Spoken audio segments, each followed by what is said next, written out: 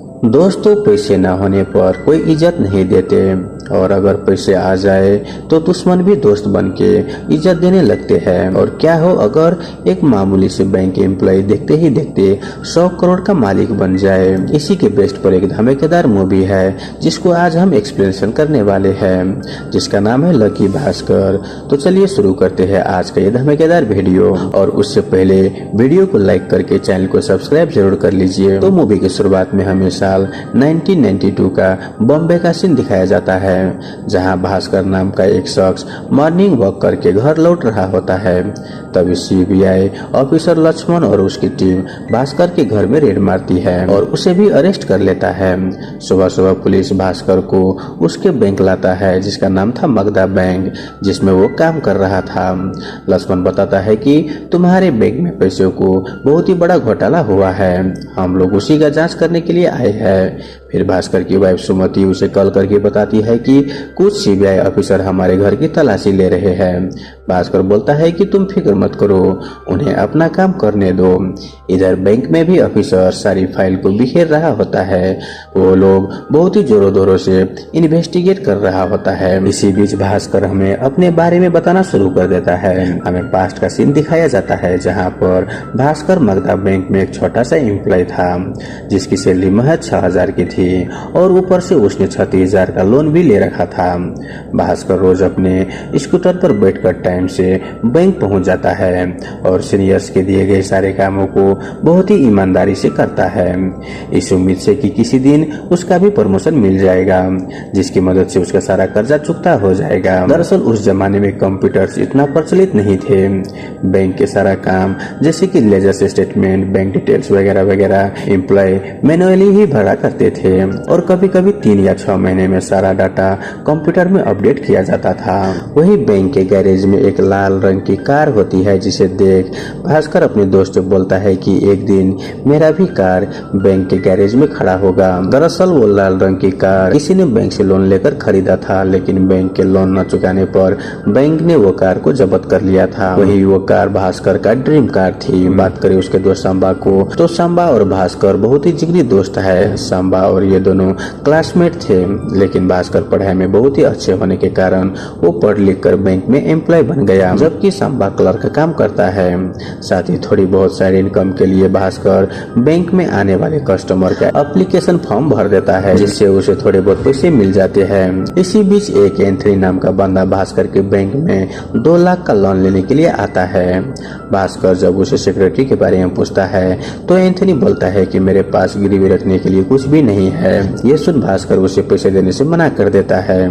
वही हम भास्कर को देखते हैं जिसने पूरे मोहल्ले से कर्जा ले रखा था, इसलिए वो हमेशा लोगों से बचते रहता था। बात करें उसके पेरेंट्स की, तो भास्कर के पिताजी एक जमाने में सीए थे, लेकिन उनके साथ उसके दोस्त ने ही पैसा का हेराफेरी कर दी, जिसके कारण वो डिप्रेशन में चला गया और वो किसी से बात नहीं करते और न ही कोई काम करता है। बस वो चाय पीते हैं और न्यूज़पेपर पढ़ते हैं और चुपचाप अपनी कुर्सी पर बैठे रहते हैं। वहीं भास्कर की माँ उसके बचपन में ही चल बसी थी, जिसके कारण उसके छोटे भाई बहन की जिम्मेदारी भी उसी पर आ गई है। हमें पता चलता है कि भास्कर की बीवी सुमति ने अपने पेरेंट्स के खिलाफ जाकर उससे लव मैरिज की थी। सुमति के माँ बाप भास्कर की कम सैलरी के कारण उसे बहुत ही नीची नजरों से देखते हैं। सुमति और भास्कर का एक बेटा होता है और सुमति का सपना होता है कि भास्कर बैंक से लोन ले ले ताकि वो अपना अचार का बिजनेस शुरू कर सके। वहाँ पर भास्कर बोलता है कि पहले पुराना कर्जा चुकता हो जाए, फिर हम नया लोन लेने के लिए सोचेंगे। वहीं एंथनी इधर आए दिन भास्कर के पास लोन लेने के लिए आते रहता था। फिर एक दिन एंथनी भास्कर को बताता है कि मलेशिया से इंडिया एक शिप आई है जिसमें उसने ढेर सारे टीवी मंगवाए हैं। आधे अमाउंट तो उसने पे कर दी है और बाकी के 2 लाख उसने टीवी की डिलीवरी लेने के बाद पे करने का वादा किया है। एंथनी भास्कर से रिक्वेस्ट करता है कि मुझे 2 लाख की जरूरत है। जिन लोगों ने मुझे पैसे देने का वादा किया था वो सब अपनी बात से मुकर गया है। इंडिया में वैसे ही टीवी का डिमांड बढ़ती जा रही है। आप मुझे सिर्फ 2 लाख दे दीजिए, मैं आपको टीवी बेचकर सारे लोन चुकता कर दूंगा और मैं आपको भी प्रॉफिट दूंगा। अब एंथनी की स्टोरी सुनने के बाद सांबा भास्कर से बोलता है कि तेरा साला तो रियल एस्टेट लाइन में है, उससे बात करके देख, हो सकता है कि वो थोड़ी बहुत पैसे की मदद कर दे और प्रॉफिट होने पर एंथनी भाई तो हमें थोड़ा बहुत शेयर भी दे देंगे।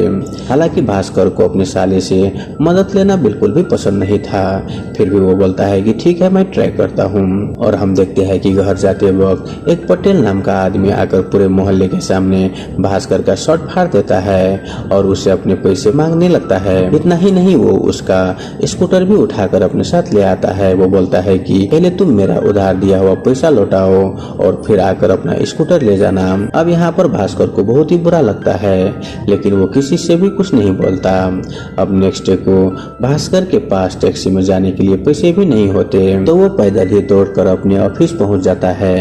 फिर बैंक जाकर भास्कर को एक और झटका लगता है। दरअसल जो प्रमोशन भास्कर को मिलने वाला था वो किसी और एम्प्लॉय को मिल गया है और सभी बैंक के कर्मचारी भी भास्कर के लिए बहुत ही दुखी थे, क्योंकि उन्हें भी लगता था कि ये प्रमोशन भास्कर डिजर्व करता है। तब भास्कर जाकर अपने रीजनल मैनेजर से बोलता है कि सर, मैं दिन रात मेहनत करता हूँ, बैंक का बेस्ट ऑफ द एम्प्लॉयर भी कई बार हो चुका हूँ और मैं अपना टारगेट भी समय पर पूरा करता हूँ, लेकिन आपने बंगाली होने के कारण एक बंगाली को प्रमोशन दे दिया, ये बहुत ही गलत है। ये सुनकर रीजनल मैनेजर भास्कर पे ही गुस्सा होने लगता है और वो बोलता है कि तुम बैंक से बाहर जो कस्टमर का एप्लीकेशन फॉर्म भरकर अपनी जेब भर रहे हो, अगर ये बात जीएम साहब को मालूम चल गया तो तुम्हें ये जब से भी निकाल दिया जाएगा। क्या तुम्हारी कंप्लेंट मैं जीएम साहब से कर दूं? ये सुनकर भास्कर रोने लगता है और उसे रिक्वेस्ट करने लगता है कि नहीं सर, ऐसा मत कीजिए। वहीं ये सब बैंक की एम्प्लॉय बाहर खड़ा होकर देख रहा होता है। अब कुछ देर के बाद कुछ के रिक्वेस्ट करने पर वो रीजनल मैनेजर मान जाता है। अब ये सब होने के बाद कुछ ही देर में भास्कर नॉर्मल होकर रोज की तरह अपने काम करने लगता है। अब शाम को भास्कर और सांबा किसी कैफे में चाय पी रहा होता है। तभी एंथनी फिर से आकर भास्कर से पैसे मांगने लगता है। वो बोलता है कि सर, आज बाकी बचे पैसे देने की आखिरी दिन है, अगर आज मैंने पैसे नहीं दिए तो वो सभी टीवी को नीलामी कर देंगे, मेरा बहुत बड़ा नुकसान हो जाएगा। ये सुनते ही भास्कर अपने बैग से 2 लाख निकालकर एंथनी के हाथ में थमा देता है। वही सांबा ये देखकर बहुत ही हैरान हो जाता है और वो पूछता है कि तूने ये पैसे कैसे अरेंज किया? असल में भास्कर ने लॉकर में रखने के बहाने बैंक का पैसा अपने बैग में डाल लिया था, क्योंकि वो बैंक में कैशियर के काम करता था। आज फ्राइडे होने के कारण बैंक अगले 2 दिन बंद रहेगा। भास्कर ने सोचा कि 2 दिनों में एंथनी टीवी बेचकर उसे पैसे वापस ही कर देगा, फिर वह मंडे को सुबह जाकर पैसे लॉकर में रख देगा, किसी को कुछ भी पता नहीं चलेगा।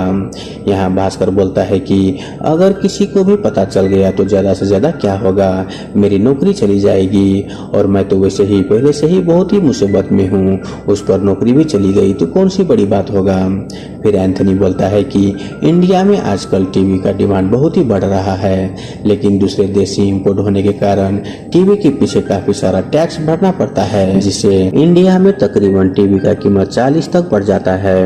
हालांकि हम एक छोटी सी ट्रिक लगाकर काफी सारे टैक्स को बचा सकते हैं। दरअसल इंडिया में चाइल्ड पार्ट्स इंपोर्ट करने पर कोई भी टैक्स नहीं लगता, तो हम चाइल्ड पार्ट्स दूसरे देश से इंपोर्ट करेंगे और थोड़ा बहुत हम बोर्ड के ऑफिसर्स पर पैसे दे देंगे ताकि वो हमारे काम में टांग ना अड़ाए, और इसी तरह से चाइल्ड पार्ट के टीवी को असेंबल करके उस टीवी को हम डबल रेट में बेचेंगे। इतना ही नहीं बल्कि हम मार्केट के कम रेट में टीवी बेचने के कारण हमारा सारा माल बिक जाएगा। और ये आइडिया सुनकर भास्कर बहुत ही खुश हो जाता है। अब नेक्स्ट डे को देर रात तक भास्कर एंथनी का वेट करता है, मगर एंथनी पैसे लेकर वापस नहीं आता। फिर बहुत रात को एंथनी और सांबा भास्कर के पास आता है। वहाँ पर सांबा मायूस चेहरे के साथ भास्कर से बोलता है कि सब कुछ खत्म हो गया।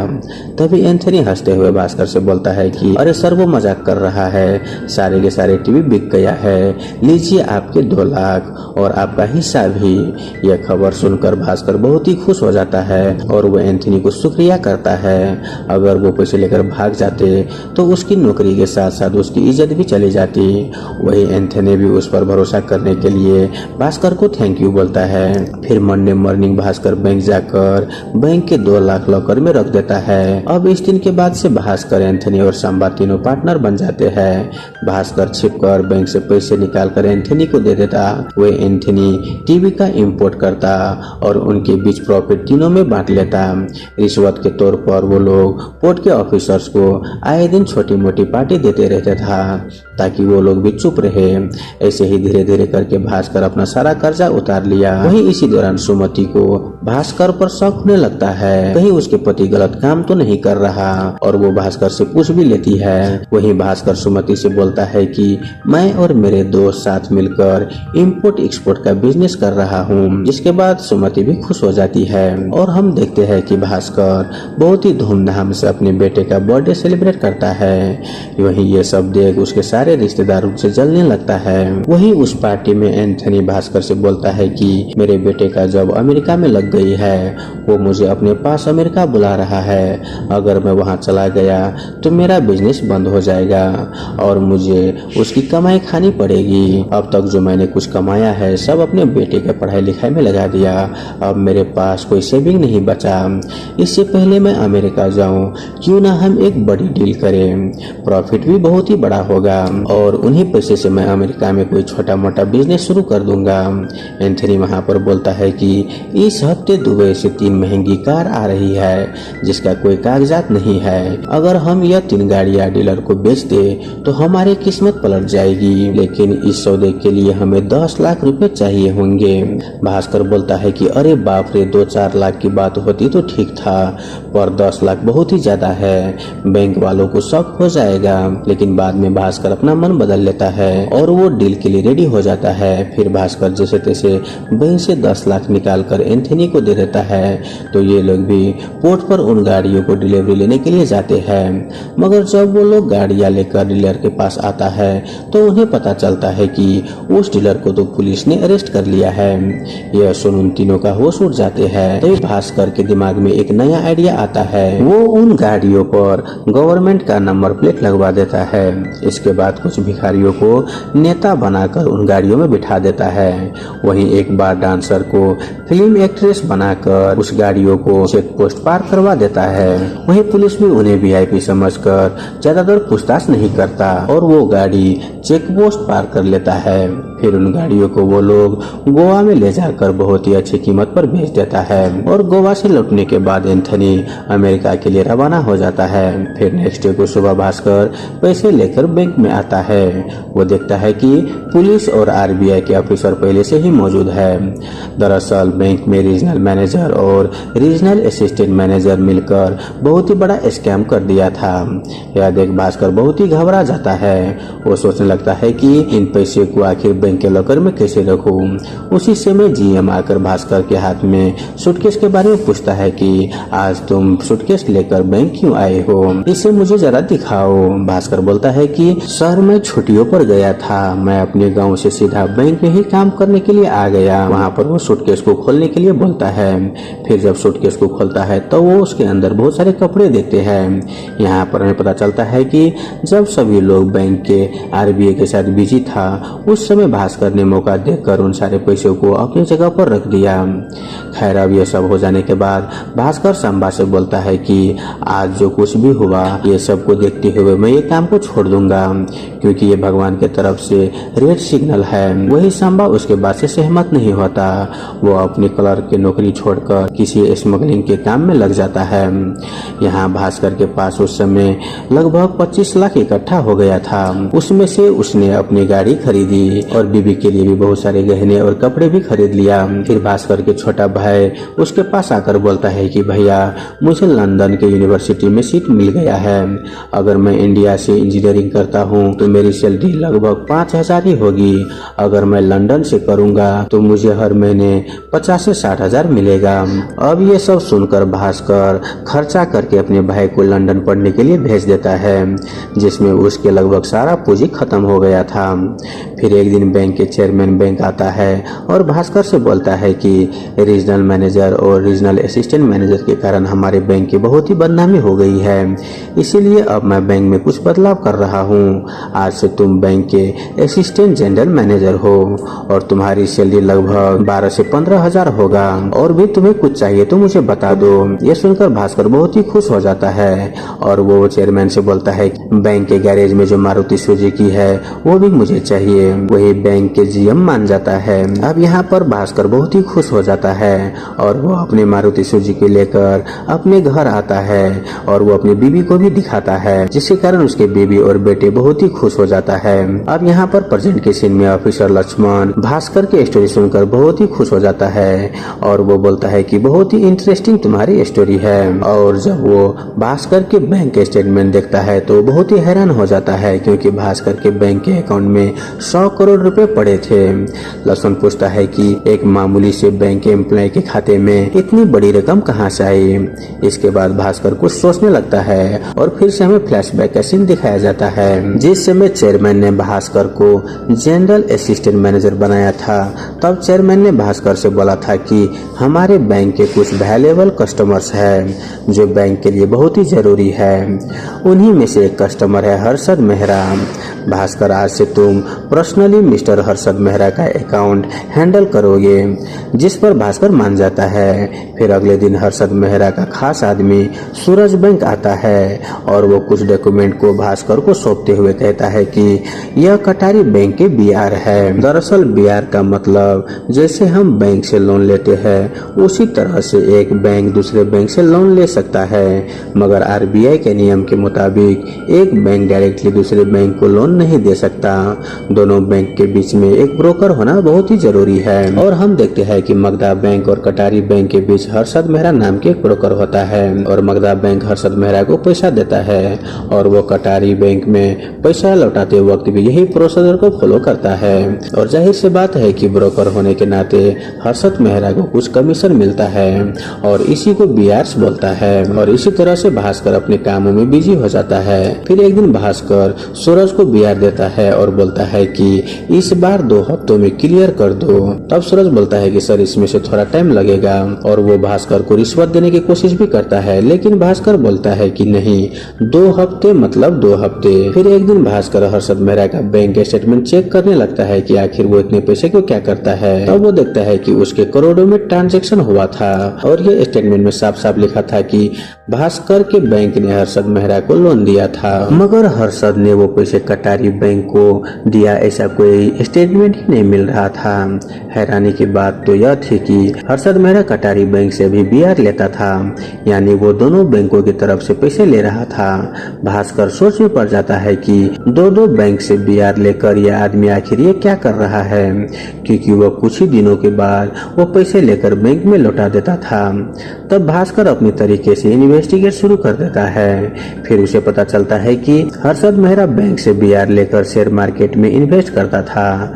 वह किसी भी शेयर को बहुत ही कम कीमत पर खरीद कर लोगों को उसे खरीदने के लिए बोलता है कि यह शेयर आगे जाकर बहुत ही बढ़ेगा। फिर सभी के इन्वेस्ट करने से स्टॉक का प्राइस बढ़ जाता तो हर्षद मेहरा उस स्टॉक को बेच देता, तब उसकी वैल्यू फिर से गिर जाती और इसी तरीके से जो भी प्रॉफिट मिलता वो हर्षद मेहरा खुद रख लेता और बाकी बचे पैसे को बैंक में लौटा देता। अब यहाँ पर भास्कर ये सब बात चेयरमैन को बताने का सोचता है, लेकिन भला इसमें उसका क्या फायदा होता। तो वो खुद ही सूरज से मिलकर एक डील करता है। वो बोलता है कि हर्षद मेहरा जब भी किसी बैंक से बीआर लेगा तो उसे 1% कमीशन भास्कर को देना होगा और हर शेयर को खरीदने और बेचने से पहले उसे भास्कर को इन्फॉर्म करना होगा, ताकि भास्कर भी उन शेयरों से कुछ फायदा उठा सके। वहीं सूरज भी मान जाता है, जिसके बाद हर्षद मेहरा ने डील के मुताबिक बैंक से बीआर लेकर भास्कर को 1% दे देता। अब यहाँ पर भास्कर के लिए सवाल यह था कि ये पैसा को व्हाइट में कैसे बदले। तब उसे एंथनी का नाम याद आता है। वहाँ पर एंथनी बोलता है कि मेरा एक पुराना दोस्त है अनवर, तुम उसे जाकर मिलो। वही भास्कर अनवर से मिलता है। वो अनवर से मिलकर उसे बताता है। तब यहाँ पर अनवर बोलता है कि हम अगर इन पैसे को लॉटरी वाले को दे दे तो वो हमें विनिंग लॉटरी दे देगा। लॉटरी जीतकर कुछ पैसे टैक्स के लिए कटेंगे और बाकी के पैसे तुम्हारे बैंक में आ जाएगा। भास्कर ऐसा ही करता है। वो अपने पैसे को लॉटरी में लगा देता है, जिससे उसे 25 लाख का लॉटरी मिल जाता है, जिसमें से टैक्स कट के उसके हाथ में लगभग 17 लाख रुपए आ जाता है। वो उन 17 लाख को शेयर में इन्वेस्ट करता है और देखते ही देखते भास्कर 17 लाख को 70 लाख में बदल देता है, क्योंकि हर्षद मेहरा उसे शेयर की सारी जानकारी दे रहा था। अब यहाँ पर प्रेजेंट में भास्कर लक्ष्मण सर से बोलता है कि सर, मैंने एक दिन में लॉटरी खरीदी थी, वहीं जीतकर मैंने शेयर मार्केट में लगाया था और ऐसे करते करते मुझे प्रॉफिट होने लगा। लक्ष्मण बोलता है कि तुमने एक दिन में इतने सारे लाख रुपए कहाँ खर्च कर दिए।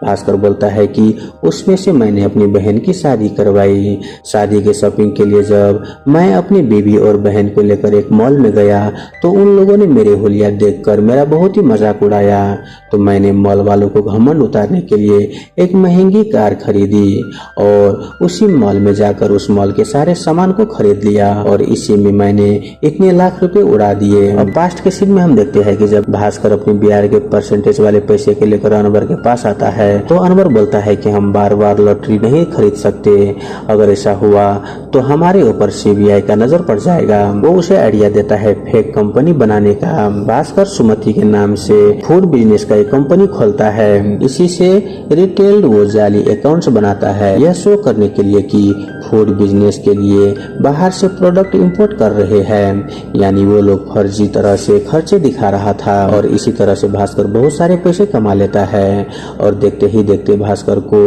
पीने का भी आदत लग जाता है और दिन ब दिन भास्कर का रवैया भी बदलने लगा था, मानो उसके अंदर पैसा का घमंड आ गया है। वो तो अपने कलीग से भी ठीक से बातें नहीं करता।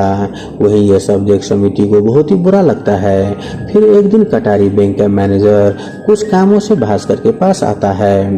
बातों ही बातों में बीआर का भी बात निकलता है, जिस पर भास्कर बोलता है कि सर, हर्षद मेहरा का पास 90 करोड़ का बीआर आना बाकी है। ऊपर से तो वो नए बीआर के बारे में भी पूछ रहा है। तब मैनेजर हैरान होकर कहता है कि 90 करोड़, इतनी बड़ी अमाउंट के बीआर तो मैंने पास ही नहीं किया है, ज्यादा से ज्यादा मैंने 1 या 2 करोड़ के ही साइन किए होंगे। वही भास्कर बीआर वाला वो अमाउंट्स के पेपर्स दिखाता है। यहाँ पर वो मैनेजर बोलता है कि ये सिग्नेचर मेरा नहीं है और वो समझ जाता है कि हर्षद मेहरा ने उसके नाम से फर्जी दस्तखत किया है। अगर आरबीआई ने इंक्वायरी बैठाई तो वो पक्का जेल जाएगा।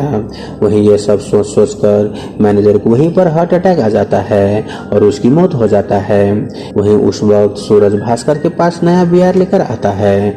वहां पर भास्कर उसे धमकाता है कि पहले 90 करोड़ का बीआर चुकाओ, तभी तुम्हारा नया बीआर पास होगा। वहीं उसी बीच भास्कर को मालूम चलता है कि संबा स्मगलिंग करते हुए पकड़ा गया है। वहां पर भास्कर आता है और वो पुलिस को पैसे खिलाकर उससे बेल करवाता है। वहीं दूसरी तरफ भास्कर के साला उससे इमरजेंसी पैसे मांगता है, जिसे सुमति पैसे देने से इनकार कर देती है, ये कहकर कि जब हमें पैसे की जरूरत था तो आप लोगों ने कभी भी हमें हेल्प नहीं किया। अब यहाँ पर उसकी और उसकी माँ के बीच कहासुनी हो जाती है। यहाँ पर उसकी माँ बोलती है कि फूड बिजनेस का सुझाव तो मैंने ही तुझे दिया था और मेरे ही वजह से तुमने इतना पैसा कमाया। यह सुनकर सुमति गुस्से में अपनी फूड शॉप को तोड़ देती है। अब घर में इतना कलेश होता देख भास्कर के पिताजी इतने सालों बाद अपना मुंह खोलता है और वो भास्कर को अकेले में जाकर पूछता है कि तुम असल में क्या काम करते हो, मुझे बताओ, क्योंकि इस बिजनेस का बिल्स देखकर ऐसा नहीं लगता कि ये असली है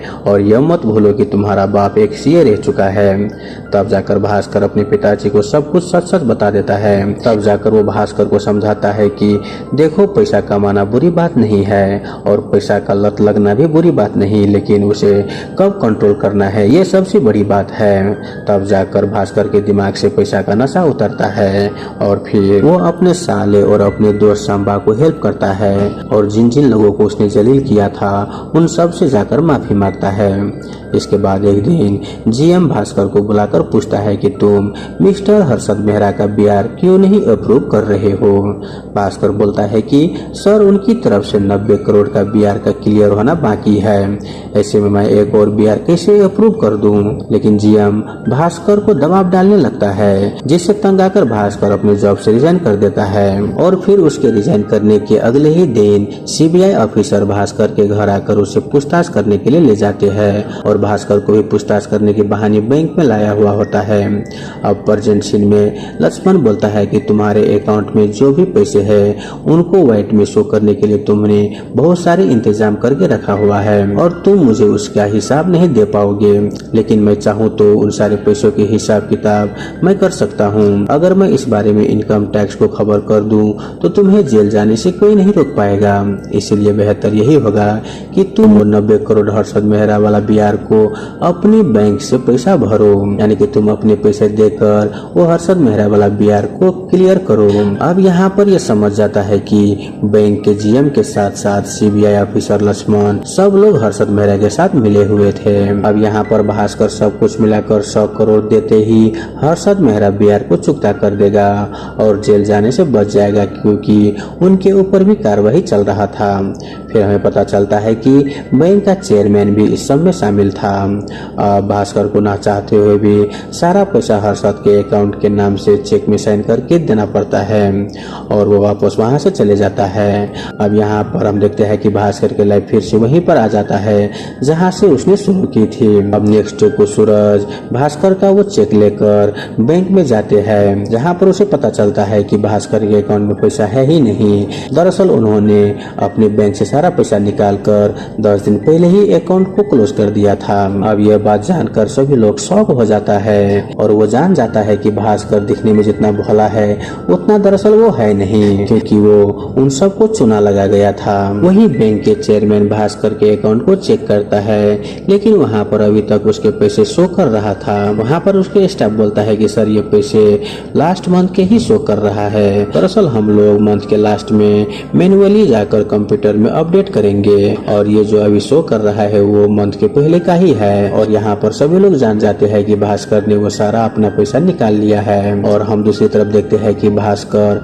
अपने सारे परिवार के साथ फ्लाइट में बैठे हुए देख पाते हैं और फ्लैशबैक में दिखाया जाता है कि जब भास्कर ने अपने पिताजी को सारी बात बता दिया था तभी उसके पिताजी ने कहा था कि आज नहीं तो कल इनकम टैक्स और आरबीआई वाले तुम्हारे पास जरूर आएंगे। एक काम करो, तुम अपने सारे पैसे बैंक से निकाल लो, उससे हम अमेरिका में एक घर खरीद लेते हैं, क्योंकि अगर तुमने इस देश को नहीं छोड़ा तो ये लोग तुम्हें परेशान करता ही रहेगा।